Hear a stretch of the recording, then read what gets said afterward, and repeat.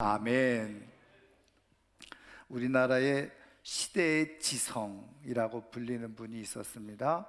문필가이자 또 문학평론가였고 또 교육부 장관도 역임했던 분이죠. 새로운 세대는 잘 모르겠습니다만은 이미 나이가 드신 분들은 많이 들었을 거예요. 이어령 박사님이라고. 그분이 1933년생입니다. 그리고 지난 2022년에 하나님의 부르심을 받았으니까 90세에 하나님을 부르심을 받은 거죠. 이분은 70평생을 무신론자로 살았다고 고백을 했습니다. 그러니까 그냥 단순히 하나님을 믿지 않는 것을 넘어서서 때로는 종종 교회와 기독교를 자기가 가지고 있는 지식으로 폄훼하고 때로는 공격하기도 했던 분이 바로 이 이어령 박사죠. 그런데 그가 70세가 훌쩍 넘은 74살의 나이 2007년도에 그가 예수님을 영접하고 세례를 받게 됩니다. 그리고 그 이듬해부터 그게 소문이 나기 시작하면서 많은 교회들이 간증을 요청을 하고 또 교회에 방문해서 간증도 하고 또 여러 가지 강연을 통해서 자신의 신앙을 또 고백하기도 했죠. 이분이 무신론자로 교회를 공격하며 살다가 어떻게 예수님을 구주로 영접하게 되어졌느냐? 사실은 거기에 가장 큰 영향을 미친 것이 바로 그 이어령 박사의 큰딸, 장녀지요. 이민아 목사의 영향이 있었던 겁니다. 이민아 목사도 아주 공부를 꽤 잘했어요. 그래서 사법고시를 패스하고 검사로 재직을 하다가 퇴직을 하고 변호사 생활을 했죠. 그러다가 이제 소명을 받아서 신학 공부를 해서 목사가 된 겁니다. 여자 목사가 된 거죠. 그렇게 이제 목사로서 사역을 감당하던 어느 날 몸에 이상이 있어서 병원에 갔더니 거의 말기암 수준의 그런 상태가 이르게 된 겁니다. 병원에서 진단키를 치료 안 받으면 3개월, 항암 치료를 받으면 1년 정도 더 살 수 있을 거다라고 하는 충격적인 진단을 받게 되어지죠. 근데 이제 이 이민아 목사님이 어떤 병원 치료도 받지 않습니다. 하나님께서 주신 생명, 하나님께서 거두어 가시는 날까지 내가 사명 감당하며 살겠노라. 그래서 6년 동안 목회 사역을, 복음 사역을 하고 하나님의 부르심을 받게 되었죠. 그 과정 속에서 이 아버지 이어령 박사가 자기의 딸의 그 신앙의 모습을 보면서 깊이 자신의 삶을 돌아보게 된 겁니다. 그러면서 이 젊은 나이에 암에, 그것도 말기암에 걸려서 죽음을 앞두고 있는 딸이 그 죽음에 대해서 전혀 걱정하지도 않고 두려워하지 않고 염려하지 않고 주어진 생애를 감사함 속에서 미소를 잃지 않고 살아가는 그 모습을 보고 깊이 고민을 하게 되어진 거죠. 그래서 결국은 그가 고민하는 가운데 주님께서 베푸신 은혜 속에 예수 그리스도를 인정하고 시인하고 그리고 세례를 받게 되었던 겁니다. 여러분, 제가 오늘 이 시간에 이어령 박사에 대해서 이야기하려고 하는 이유는 이어령 박사가 그 이후에 이런 간증과 고백들을 하게 됐죠. 자기가 70평생 그렇게 정말 나름대로 세상에서 말하는 지성인으로서 탁월한 지식을 가지고 그렇게 삶을 살았지만 자신의 인생은 실패한 인생이었다, 이렇게 고백을 한 거예요. 여러분, 이어령 박사에 대해서 아시는 분들은 아시겠지만 이분은 얼마나 많은 지식을 가지고 있었는지요. 여러 다방면, 이 문학가임에도 불구하고 과학이면 과학, 철학이면 철학, 한번 누군가하고 이야기를 하면 전혀 막힘이 없이 이야기를 할 정도로 뛰어난 지식을 가지고 있었던 분이었다는 거예요. 그래서 우리나라의 최고의 지성 이렇게 불려졌던 분이지 않겠어요? 그리고 나름대로 어쨌든 존경받고 추앙받는, 또 교육계의 최고의 자리였던 교육부 장관까지 역임했음에도 불구하고 그는 자신의 인생을 진단하기를 실패한 인생이었다, 이렇게 진단을 한 겁니다. 그래서 왜 실패한 인생이라고 말하냐, 그렇게 질문을 했더니 이렇게 얘기를 하는 거예요. 나는 지금 70이 훌쩍 넘어서 나는 동행하는 사람이 없습니다, 이렇게 고백을 한 거예요. 동행하는 사람이 없다. 아니, 왜 주변에 제자들도 많고 친구들도 많고 아는 사람들이 많이 있고 가족들까지 있을 텐데 왜 동행하는 사람이 없다고 하느냐, 이렇게 얘기를 하는 거예요. 그는 자신이 그동안 인생을 살아가면서 자기 앞에 또 머물렀던, 또 자기 주변에 있는 수많은 사람들이 친구라고 생각했다는 거예요. 그런데 결정적인 순간에 보니까 다 경쟁자였다는 거죠. 그래서 정말 자기의 속을 깊이 터놓을 수 있는 친구가 없더라는 거예요. 그럼 가족이 있지 않았냐? 그랬더니 이 가족들도 관계가 멀어져 있었던 거예요. 자기가 워낙 책 보는 걸 좋아하고 글 쓰는 거를 좋아해서 늘 인생의 대부분의 모든 시간을 홀로 책 보고 글 쓰는데 다 집중하다 보니까 아내나 자녀들하고의 관계가 그렇게 깊지가 않았다는 거예요. 그러면서 자기가 왜 동행하지 못했느냐, 사랑하는 법을 몰랐다, 이렇게 고백을 하는 거예요. 그런데 예수님을 구주로 영접하고 나서 이 이어령 박사가 자기 인생에 두 가지 중요한 변화가 일어났다. 그러면서 고백하는 것 중에 하나가 뭐냐면, 나는 이제 비로소 사랑하는 사람이 됐고 사랑하는 법을 배워서 사람들을 사랑하면서 살아가게 되어졌노라. 그러면서 이제 자신의 인생이 비로소 제대로 된 인생을 살아가고 있노라고 고백을 했다는 것이죠. 여러분, 우리의 인생을 살아가면서 사실은 누구나 다 실패 없이 인생을 살아가기를 기대하고 꿈꾸며 살아가죠. 무엇보다도 자녀를 둔 부모들은 자기의 자녀들의 인생을 살아가면서 실패 없이 인생을 살아가기를 원하는, 그래서 공부하라고 하고 뭐든지 열심히 하라고 하고 뭐 정직하게 살라고 하고 막, 왜요? 자녀들이 실패 없는 인생을 살게 해주고 싶은 마음이 있으니. 그런데 여러분, 저도 마찬가지지만 인생을 살아보니 정말 실패 없이 인생을 살아갈 수 있던가요? 사람마다 생각의 차이는 있겠지만 나름대로 자기 인생에 크고 작은 실패를 누구나 다 예외 없이 다 경험하며 산다는 거죠. 그런 의미에서 사실은 우리의 인생을 살아가면서 실패 없이 살아갈 수 있는 사람은 다른 사람도 없어요. 근데 문제는 뭐냐? 실패 없이 살아가는 것이 복이 아니야. 왜? 그건 어쩔 수 없이 인생 가운데 실패가 있기 때문에. 그러면 진짜 복된 인생은 어떤 인생이냐? 실패가 있었어요.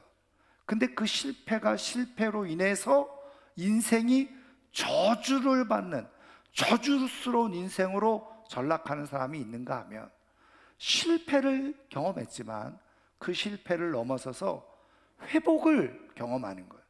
회복을 얻는 거예요.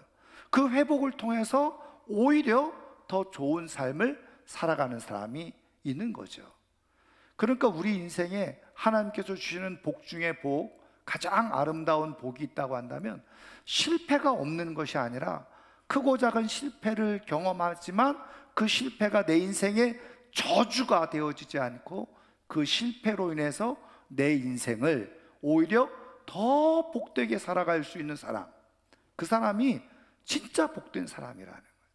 저는 오늘 이 아침에 나온 우리 사랑하는 성도님들이 실패를 겪되 실패가 진짜 내 인생의 저주가 아닌 그 실패를 넘어서서 하나님께서 회복시켜 주시는 은혜에 힘입어서 더 좋은 삶으로 살아가는 하나님의 사람들 되기를 주님의 이름으로 축원합니다. 그러면 도대체 어떤 사람들이 이 실패를 넘어서 회복을 경험하면서 더 좋은 삶으로 살아갈 수 있느냐? 하나님은 어떻게 하나님이 택한 사람들에게 어떤 은혜를 베푸셔서 그렇게 실패를 넘어서서 회복을 주시고 그 회복된 아름다운 삶을 살게 하시느냐는 거죠. 오늘 하나님께서 주시는 말씀을 통해서 그 답을 찾아보려고 하는데요. 자, 오늘 우리가 읽은 이 욥기 42장 말씀, 우리 리딩 지어스 성경을 함께 읽었던 사람들은 한 주간에 우리가 욥기를 다 읽었을 거예요. 근데 저 욥이라고 하는 사람이 어떤 모습을 가지고 살았습니까? 정말 좋은 모습을 가지고 살아가다가 어느 한순간에 그냥 모든 재산 잃어버리고 가족들, 자녀들 다 잃어버리고, 그리고 심지어는 자기 몸에 병까지도 얻게 되어지고, 그리고 아내마저도 자기를 저주하면서 떠나가 버린, 한마디로 말하면 오늘 우리식으로 말하면 완전히 모든 것을 다 잃어버린 실패한 인생이었다는 거죠. 그런데 오늘 우리가 읽은 42장을 통해서 그 욥이 자신의 인생의 실패를 딛고 정말 새롭게 회복을 경험하면서 하나님이 준비해 놓으신 더 아름다운 삶으로 살아가게 되어지게 된 건데요. 그 회복의 과정 속에서 이 욥에게 어떤 일이 일어났었느냐? 오늘 우리가 읽은 말씀을 보면 마지막 6절에 보면 이렇게 되어져 있죠. 그러므로 내가 스스로 거두어 드리고 티끌과 제 가운데서 회개하나이다. 하나님 앞에 회개를 한다는 거예요. 여러분, 회개가 뭐죠? 전제되는 것이 자기가 무엇인가 잘못했다, 그리고 실수했다, 그리고 죄가 있다, 그것을 인정하고 수용하면서 그래서 나는 죄가 있습니다, 돌이키는 것, 그것을 바로 회개라고 말하잖아요. 근데 지금 이 욥이 그렇게 내가 하나님 앞에서 회개합니다 이렇게 고백을 하고 있는데, 그거는 어떤 의미가 있는 거예요? 나는 죄를 지었습니다, 나는 죄인입니다, 그런 고백을 담고 있는 거예요. 그러면 정말 욥이 이렇게 내가 하나님 앞에 회개합니다 그럴 정도로 진짜 치명적인 죄가 있었느냐? 성경을 보면 그렇지 않은 것처럼 보여요. 여러분, 욥이 어떤 사람이었는지 우리가 한번 살펴보면요, 욥기, 여러분 성경을 펴놓고 계시니까 1장으로 한번 앞으로 넘어가 보시죠. 자, 욥기 1장으로 한번 넘어가 보세요. 네. 자, 욥기 1장 1절 말씀 찾으셨죠? 욥기 1장 1절 말씀 한번 다 같이 읽어보겠습니다. 우스 땅에 욥이라 불리는 사람이 있었는데 그 사람은 온전하고 정직하여 하나님을 경외하며 악에서 떠난 자더라. 아멘. 욥기를 기록한 사람에 의해서 지금 욥을 평가하는, 욥에 대해서 이야기해 주는 대목이죠. 근데 여러분, 이 글을 보면 야, 욥이라고 하는 사람은 정말 대단한 사람이구나. 온전하고 정직하여 하나님을 경외하며 악에서 떠난 자더라.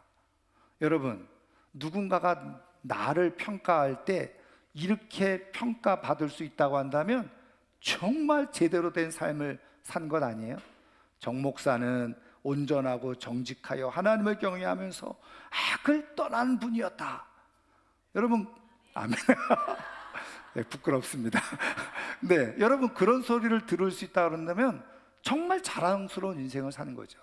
근데 사람들만 이런 평가를 한 게 아니에요. 여러분, 8절 말씀을 보세요. 8절. 자, 1장 8절 우리 한번 같이 읽겠습니다. 여호와께서 사탄에게 이르시되 내가 내 종 욥을 주의하여 보았느냐? 그와 같이 온전하고 정직하여 하나님을 경외하며 악에서 떠난 자는 세상에 없느니라. 아멘. 사람들만이 아니라 하나님도 심지어는 그 욥을 참소하고 있는, 고발하고 있는 사탄 앞에서 하나님께서 욥을 잘 자랑스럽게 여기면서 말씀해 주시는 게 뭐예요? 내 종 욥을 보았느냐? 그가 온전하고 정직하여 하나님을 경외하면서 악을 떠난 자다. 세상에 그런 사람이 없다. 하나님이 그렇게 인정하시는 거예요. 여러분, 이 정도로 인정을 하나님께서 하셨다고 한다면 성경에서 말씀하고 있는 의인은 없나니 하나도 없다 라는 말씀은 좀 틀린 것처럼 느껴질 수가 있어요. 왜요? 하나님께서 욥을 그렇게 당대의 최고의 믿음의 사람, 완전하고 흠이 없는 악에서 떠난 하나님의 사람으로 인정하고 세상에 이런 사람 없다 라고 인정했으니, 여러분, 이렇게 보면 욥이 회개할 게 뭐 있어요? 왜? 이 정도로 정직하고 하나님께서 온전하게 여기실 만한 악에서 떠난 사람이었는데 회개할 일이 뭐 있겠습니까? 그러니까는 사실은 욥이 살아왔던 인생을 깊이 돌아보면 정말 욥처럼 완전하게 살아온 사람이 없어요. 그러니 이런 사람은 회개할 게 없는 게 지극히 당연하고 정상적이에요. 그런데 여러분, 욥은 왜 내가 하나님 앞에 회개합니다 이렇게 고백을 했냐는 거예요. 하나님이 그렇게 인정할 만한 그런 믿음의 모습을 갖고 있었는데 도대체 무슨 죄가 있었다고 하나님 앞에 이제 내가 회개를 합니다 이렇게 고백을 하냐는 거예요. 여러분, 여기서 우리가 알아야 될 아주 중요한 사실은 뭐냐? 실패를 넘어서서 회복된 삶을 살아가는 사람들에게 있어서 가장 중요한 첫 번째가 뭔지 아세요? 내가 죄인입니다. 이걸 인정하는 거예요. 나는 죄인이구나. 내가 죄인입니다. 여러분, 주변에 한번 우리 주변을 살펴보면요, 이렇게 사람들이 그래요, 우리가 볼 때 뭐 실패하는 인생을 보기도 하고 잘 되는 인생을 보기도 하고, 때로는 뭐 다는 아니지만 우리 주변에 죄를 저질러서 또 교도소에 가는 사람들도 보고 이렇게 보잖아요. 근데 아세요? 실패가 저주가 되어지는 사람들은요, 자기가 죄인이라는 것을 몰라요. 자기 죄를 몰라요.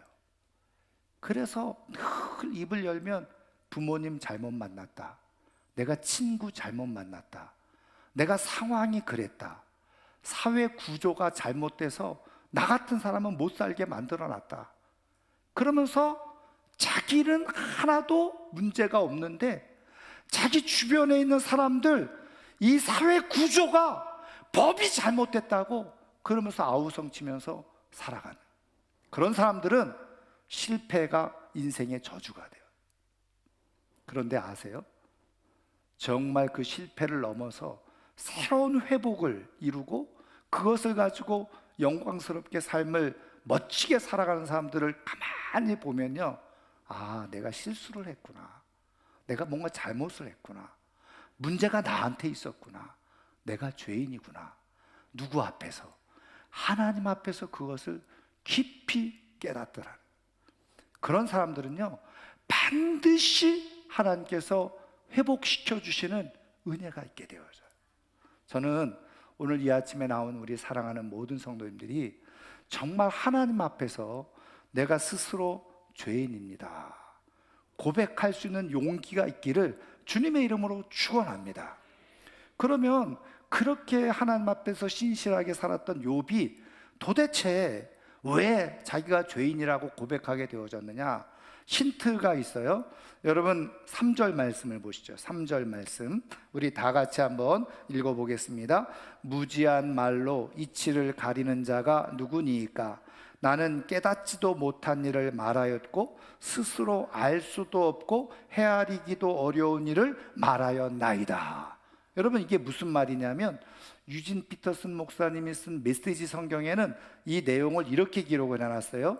내 능력 밖의 일에 대해 함부로 짓거렸고 내 머리로는 도무지 이해할 수 없는 경이로운 일들을 놓고 떠들어 댔습니다. 한마디로 말하면 자기가 하나님 앞에서 자기 생각에 사로잡혀서 하나님의 일들을 다 이해하지 못하는 상황 속에서 내가 하고 싶은 말 함부로 짓거리면서 살았다는 거예요. 여러분, 우리가 욥기를 읽어보면 알 수 있듯이 욥이 이렇게 갑작스럽게 재난을 당했을 때, 여러분, 처음에는 그나마 욥이 그래도 주신 자도 여호와시요 취하신 자도 여호와시니 그러면서 믿음을 잘 지키는 줄 알았어요. 그런데 친구들이 와서 이렇게 자기를 위로하러 왔다고 하고는 자기를 공격하면서 비난하면서 저주하는 내용을 자기가 들으니까 막 속에서 열불이 나기 시작한 거예요. 화가 나기 시작했어요. 그래서 욥의 심정의 변화가 일어나는데, 뭐 하나님을 욕하고 부정하고 떠난 것은 아니지만 그 자기의 상한 마음을 가지고 하나님 앞에 막 하소연을 하는 거예요. 그러면서 뭐라고요? 차라리 내가 태어나지 않았으면 좋았을 뻔했습니다. 내가 이렇게 불행하게 사느니 내가 차라리 태어나지 않았으면 더 좋았지 않겠습니까? 왜 나를 이 세상에 태어나게 하셨습니까? 하나님, 내가 도대체 무슨 엄청난 죄를 저질렀다고 이런 고통을 나에게 주고 계십니까?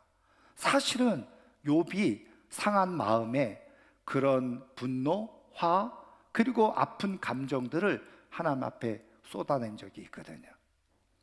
그런데 지금 그것을 돌아보니까 지금 생각나는 게 뭐예요? 내가 이 쓸데없는 말들을 짓거리면서 내가 살아왔구나, 그렇게 깨닫게 되어진 거예요. 근데 왜 도대체 어떤 상황에서 욥이 자기가 이렇게 말에 실수를 했었고 잘못된 말들을 짓거리면서 살았는지, 그것을 깨닫게 되어진 결정적인 이유가 있는데 5절 말씀이에요. 자, 5절 말씀을 한 번 더 같이 읽겠습니다. 내가 말하게 싸우니 주는 들으시고 내가 주께 묻게 싸우니 주여 내게 알게 하옵소서. 4절인데 5절 같이 읽습니다. 내가 주께 대하여 귀로 듣기만 하여 싸우나 이제는 눈으로 주를 배움나이다. 아멘. 이게 무슨 얘기입니까? 지금 욥이 고백하는 게 뭐냐면, 내가 그동안 하나님에 대해서 들었다는 거예요. 귀로 들었다는 거예요. 그래서 지금까지 믿음 생활을 해왔다는 겁니다. 여러분, 여기서 중요한 충격적인 얘기는 뭔지 아세요? 이거 아셔야 돼요. 여러분, 여기서 내가 귀로 듣기만 했다 얘기는 내가 이론적으로 지식적으로 하나님에 대해서 지금까지 믿음 생활을 해왔다는 거예요. 여러분 아세요? 내가 듣고 이론적으로 지식적으로도 신앙생활 충분히 가능합니다. 지금 욥이 그걸 고백하고 있는 거예요.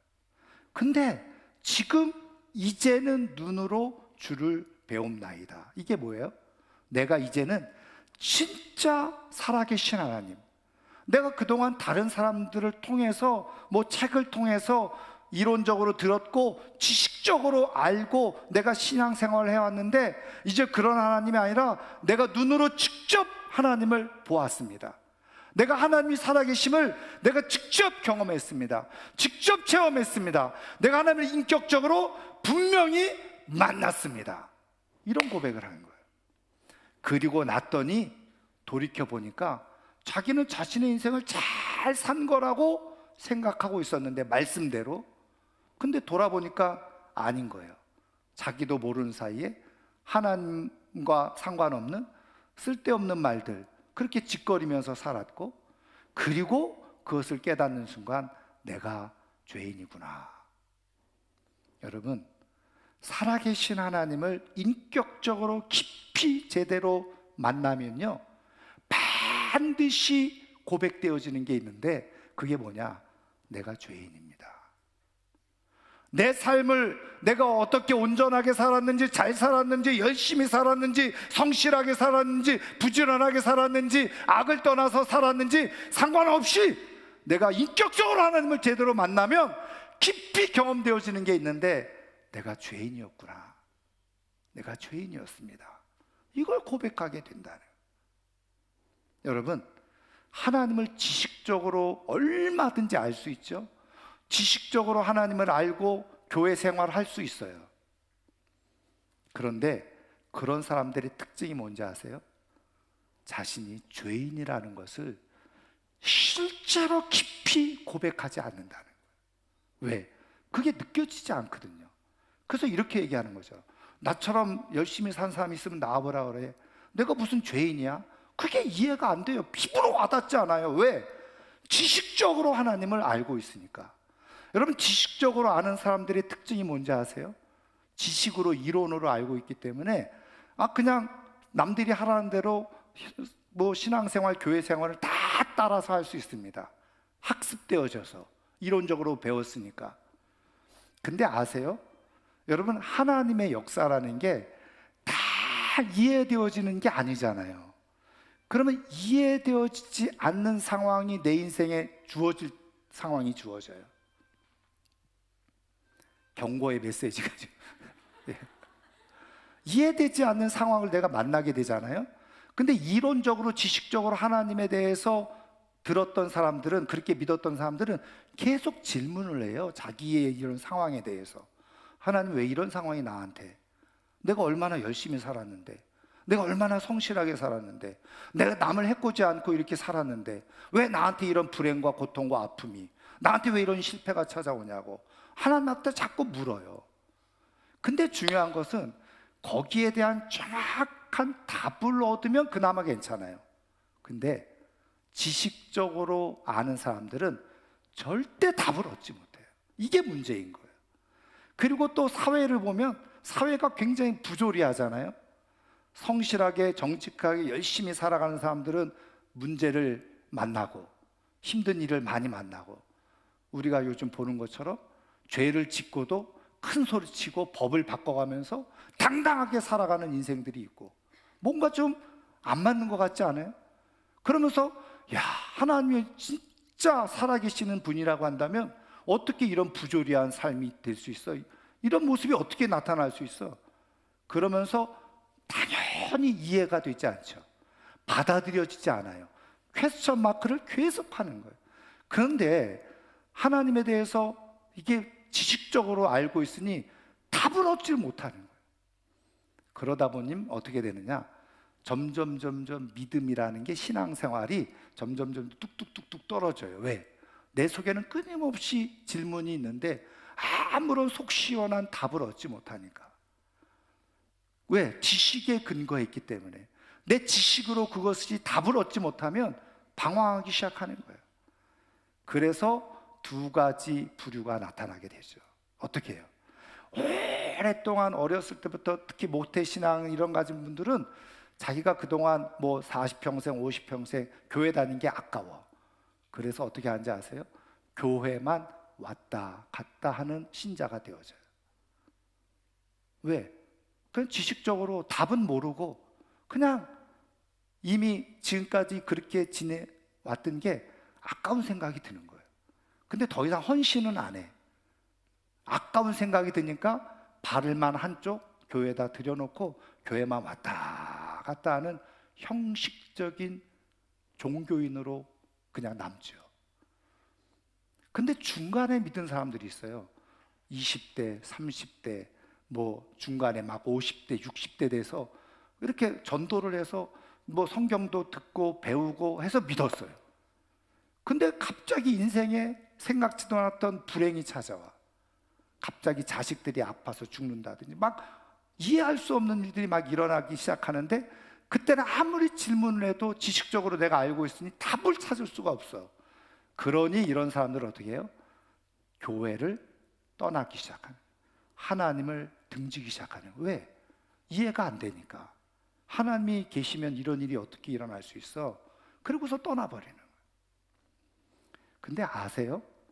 하나님이 살아계시다고 하는 것을 내가 직접 보고, 내가 직접 경험하고, 직접 체험하고 하나님과 깊은 교제를 가진 사람들은요, 절대로 그런데 질문하지 않아요. 의심을 갖지도 않아요. 왜? 하나님이 계시는 걸 내가 경험했는데, 하나님이 분명히 계시는데, 내가 다 하나님에 대해서 이해하지 못하지만 하나님이 분명히 계시잖아. 여러분, 이거예요. 정답을 아는 사람들은 해설이 필요가 없어요. 이거 설명, 여기서부터 이 문제서부터 이 답을 풀어가는 과정, 이렇게 됐으니까 정답이 이거야, 이렇게 굳이 알려고 하지 않아요. 그건 피곤한 일이야. 정답을 정확하게 알고 있으면 내가 정답을 알고 있는데 해설 이게 무슨 소용이야. 그리고서 정답 알고 그냥 살아가는 거예요. 그런데 정답을 모르니 이렇게 해설하고 저렇게 해설하고 막 설명을 하는데 그게 다 이해가 되면 좋은데 이해가 미안하지만 안 돼. 영적인 일이니까. 하나님에 대해서는 설명이 다 안 돼요. 그래서 거기에서 중요한 건 어느 시점에 가면 논리를 뛰어넘는 그거를 스피리추얼 점프라고 해요. 영적 점프가 일어나야 돼. 믿음이 생겨나야 돼. 근데 그 믿음이 내가 믿어야지 해서 믿어지면 좋겠는데 그렇지 않아요. 하나님이 나를 만나주시고 내가 하나님을 인격적으로 만나서 하나님이 진짜 살아계시는구나 라고 하는 것을 깊이 경험하고 깨닫는 사람만이 그런 영적 점프가 일어나기 시작해요. 그때부터 진짜 믿음이 들어오기 시작해요. 그런 사람들은 아무리 내 삶에 이해되어지지 않는 상황이 벌어지거나 사회가 아무리 부조리하게 돌아가도 너 하나님이 계시는 걸 내가 봤는데 흔들림이 없는 믿음으로 살아가는 역사가 일어나게 되죠.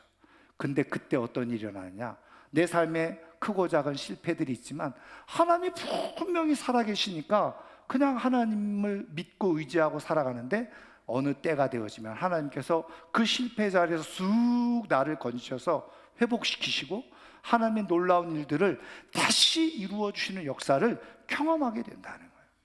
근데 이때 말씀드린 것처럼 시작이 어디에 있느냐, 하나님을 깊이 인격적으로 만날 때 찾아오는 첫 번째 영적 고백은 내가 죄인입니다. 그래서 하나님, 아버지 이러면 갑자기 나도 모르게 눈물이 주르륵. 나 같은 죄인인데 나를 이렇게 살리시기 위해서 이렇게 주님을 보내주셨나. 그래서 그냥 주님만 부르면 어느 순간에 나도 모르게 갑자기 눈물이 나네요. 여러분, 회복의 은혜를 경험하는 사람, 회복하는 사람은 하나님을 인격적으로 만난 사람이 진짜 삶의 영적 회복을 이루면서 살아갈 수 있게 돼요. 그래서 여러분 아시죠? 어떤 분들은 보면 가난하고 병들고 아무것도 없는 것 같은데 그냥 주야장창 교회 나와서 새벽이고 저녁이고 기도하고 또 교회에서 뭐 하자고 그러면은 앞장서서 열심히 막 봉사하고 헌신하고 이해가 안 되죠. 그래서 아니 당신은 뭐 하나님한테 받은 게 도대체 뭐가 있다고 이렇게 죽자사자 이렇게 신앙생활 합니까? 하나님 계시잖아요. 하나님이 다 보고 계시잖아요. 다른 설명이 필요가 없는 거예요. 왜? 하나님을 직접 본 사람들은 설명이 필요가 없어요. 그러니까 요거를 잘 모르는 사람들은 어떻게 표현하는지 아세요? 어떤 사람들은 그냥 맹목적으로 신앙생활 한다 그래요. 여러분 죄송하지만 맹목적으로 신앙생활 하는 사람도 있겠지만 대부분 그렇게 보여지는 사람들은 한번 만나서 얘기해 보세요. 살아계신 하나님을 직접 경험한 사람들이에요. 그런 사람들에게 설명이 필요 없어요. 설명이 되지 않아요. 믿어지는 걸 어떻게 해? 하나님을 봤는데 어떻게 해? 하나님을 내가 경험했는데 어떻게 해? 설명이 필요하지 않아요. 그런데 하나님을 경험하지 못한 사람들은 자꾸 그런 의심과 의문을 가지고 계속해서 질문을 해요. 여러분, 욥은 자기가 그동안 쌓아 올렸던 신앙의 모습이 지식에 근거했고 이론에 근거했어요. 그러니까 자기에게 갑자기 실패의 순간이 다가오니까 화가 나기 시작하는 거예요. 불안하기 시작하고 자꾸 하나님 앞에 딴지 걸게 되어지고 쓸데없는 말 하게 되어집니다. 그런데 자기가 하나님을 직접 만나고 경험하고 나니까 내가 생각하고 말했던 것들이 얼마나 부질없는 일이고 그리고 쓸모없는 일이었는지, 하나님, 내가 죄인입니다. 그렇게 고백을 했잖아요. 그리고 7절 이하에 보면 어떻게 나옵니까? 하나님께서 그 욥의 인생을 멋지게 채우시고 다시 회복시켜 주시는 엄청난 역사들이 일어나는 것을 보게 되어요. 여러분, 그런 의미에서 내가 실패가 내 인생의 저주로 끝나지 않고 실패가 정말 더 좋은 영광스러운 삶의 중요한 변곡점이 되기 위해서 중요한 것은 하나님을 꼭 경험하시라는 거예요. 그래서 기도하셔야 돼요. 욥이 이렇게 될 수 있었던 가장 중요한 이유 중에 하나는 뭔지 아세요? 불편했고 힘들었고 속상하고 마음 아팠지만 하나님을 떠나지는 않았다는 거예요. 예배 자리 떠나지 마세요. 내가 다 이해하지 못해도 계속 예배에 참여하고 기도에 참여하면서 하나님을 내가 만나기를 원합니다. 살아계신 하나님을 내가 경험하기를 원합니다. 기도하시면 때가 되어지면 하나님을 경험하게 되어요. 말씀드린 것처럼 그게 하나님이 짠 하고 나타나는 것이 아니라 어느 순간 하나님이 하나님 아버지 하는데 눈물이 나오기 시작하고 막 심장이 뛰기 시작하고, 그리고서 하나님 앞에 내가 죄인이었다는 것, 내가 죄인이었습니다, 그게 고백되어지는 순간이 하나님을 만나는 순간. 여러분, 사랑하는 가족들 가운데 종교 또 신앙생활 흐지부지하고 대충대충 하거나 아니면 교회 나오다가 안 나오는 사람이 있습니까? 백발백중이에요. 지식으로 알고 있다가 어떤 문제, 교인들 보니까는 어떻게 교인들이 그럴 수 있어? 그러고서 교회 안 나와. 그렇죠? 어떻게 교회가 그럴 수 있어? 그리고 교회 안 나와. 왜? 지식으로 알았거든요, 하나님을. 근데 하나님 진짜 살아계신 분으로 지금도 내 삶 가운데, 지금 역사 가운데 계시는 분이라고 내가 직접 목격하고 경험하면 교회가 어떻게 하든 교인들이 무슨 짓을 하든 나는 하나님 앞에서 끊임없이 예배하며 변함없는 믿음의 삶을 살아가게 되어져요. 그래서 여러분, 기도하셔야 돼요. 내 삶이 다시 회복되어지려면 하나님, 살아계신 하나님을 내가 깊이 경험하기를 원합니다. 만날 수 있기를 원합니다. 그리고 사랑하는 가족들, 남편이든지 아내든지 부모님이든지 자녀들이 있는지 안 믿는 분들, 이거 간단해요. 지식적으로 이해되지 않으니까. 그러면 방법은 한 가지. 하나님, 만나주세요. 우리 부모님, 우리 자식들, 하나님을 인격적으로 만날 수 있게 해주세요. 거기에 답이 있는 거예요. 저는 우리 모두가 다 하나님을 인격적으로 만나서 인생의 크고 작은 실패가 내 인생의 저주가 아닌 그것을 뛰어넘어서 하나님께서 회복시켜 주시는 아름다운 삶의 주인공이 다 되기를 주의 이름으로 축원합니다. 이제 말씀을 마치려고 하는데요, 니키 크루즈라고 하는 분이 있어요. 이분이 니키 크루즈 아웃리치라고 하는 선교단체를 지금 운영하고 있는데 10대 청소년들을 위한 선교단체입니다. 이분의 나이가 1938년생이에요. 제가 지금도 살아있는 걸로 알고 있는데 우리나라 나이로 87세 됐죠. 근데 이분이요, 처음부터 이 일을 했던 분이 아니죠. 이분은 중남미의 푸에르토리코라고 하는 나라 출신이에요. 근데 이 푸에르토리코에서 살면서 그 부모님은 거기에 토속 신앙에 아주 쩔어 있었던 사람. 그래서 영적으로 정신적으로 부모로부터 엄청난 학대를 받으면서 자라게 되어지는데, 부모님이 입만 열면 이 니키 크루즈에게 이 사탄의 새끼 이렇게 욕을 얻으면서 자라났던 거예요. 그런데 15세가 되어져서 무슨 생각인지 부모님이 미국 뉴욕에 있는 그 형에게로 보내버린 거예요. 그래서 이제 뉴욕으로 15살에 오게 되어지고 형과 함께 지내게 되어지는데, 형도 별로 대면하고 형도 살아가는데 바쁘고, 그러니까는 적응이 제대로 안 되니까 말 그대로 비행을 하게 되어지는 거죠. 그 뉴욕에 그렇게 안 좋은데 이렇게 다니면서 완전히 전락하게 되어져요. 근데 거기에 어떤 조직이 있었냐면 마우스라고 하는 깽단이 있었어요. 마약 거래하고 일종의 조직폭력배죠. 근데 어린 나이에 그곳에 들어갔는데 거기서 뛰어난 실력을 발휘하게 된 거예요. 그래서 21살, 20세 초반에 그 깽단의 두목이 돼 우두머리가 됐어요. 그래서 자기 인생을 그렇게 살아가고 있는데 하루는 자기가 이제 관할하고 있는 이 거리, 이 안 좋은 동네죠. 거기를 이렇게 지나가고 있는데 데이빗 윌킨슨이라고 하는 복음 전도자 목사님인데 이분이 그런 할렘가에서 복음을 전하는 분이었는데 이분은 전 그렇게 그 막 마약하는 사람들, 그다음에 창녀들 이런 빈민촌에 있는 사람들에게 복음을 전했는데 그곳에 교회를 세웠는데 이분이 이제 2011년에 사고로 돌아가시게 됐는데 거기에 무려 8,000명이 모이는 교회를 세운 분이에요. 그러니까 영적인 파워가 굉장한 분이죠. 근데 이분이 그때 거기서 복음을 전하고 있었다. 니키 크루즈라고 하는 이 젊은 이 깽단 두목이 오니까, 물론 깽단 두목인지 알았는지 모르는지 모르겠지만 오니까 하나님이 당신을 사랑하십니다. 예수 믿으세요. 그러니까 니키 크루즈가 갑자기 화가 나기 시작한 거예요.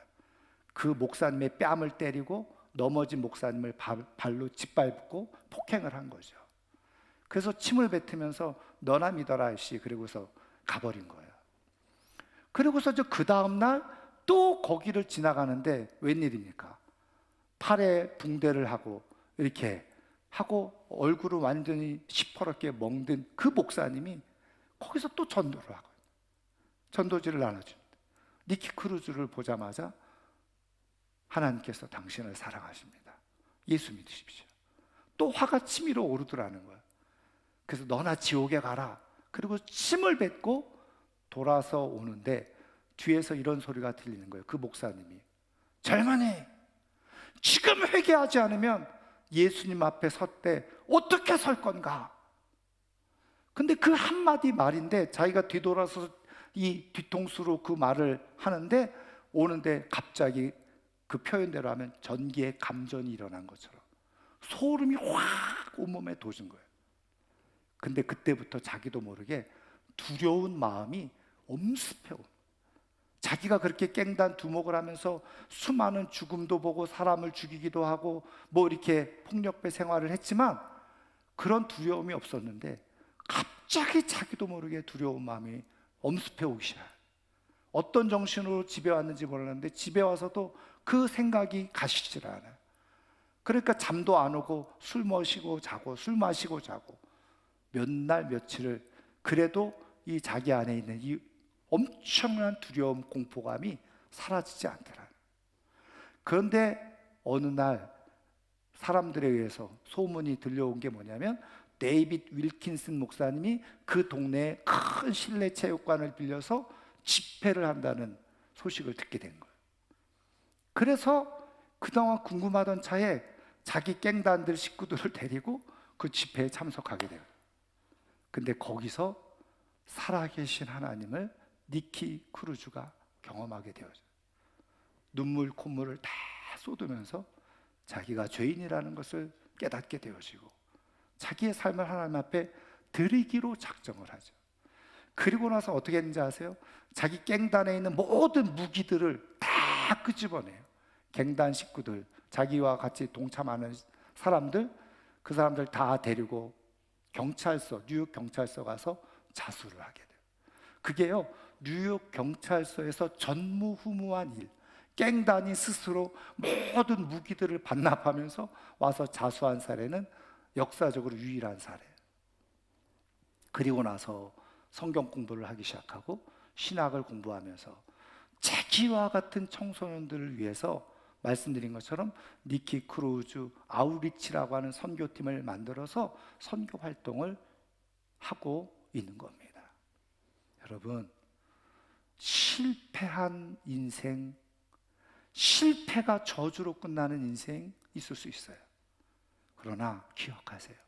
우리 하나님은 어떤 모양의 실패를 했더라도 하나님 앞에 나오면, 하나님을 만나기만 하면 반드시 멋진 인생의 회복의 역사가 일어나는 줄 믿으시기를 주님의 이름으로 축원합니다.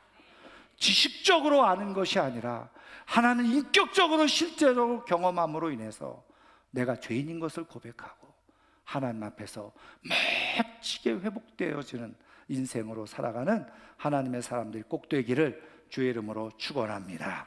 축원합니다. 오늘 말씀을 생각하면서 우리 한번 같이 찬양하고 기도하는 시간을 갖기를 원하는데요, 말씀드린 것처럼 우리의 기도는 한 가지, 하나님, 내가 하나님을 인격적으로 실제로 살아계신 하나님을 만날 수 있게 해주세요.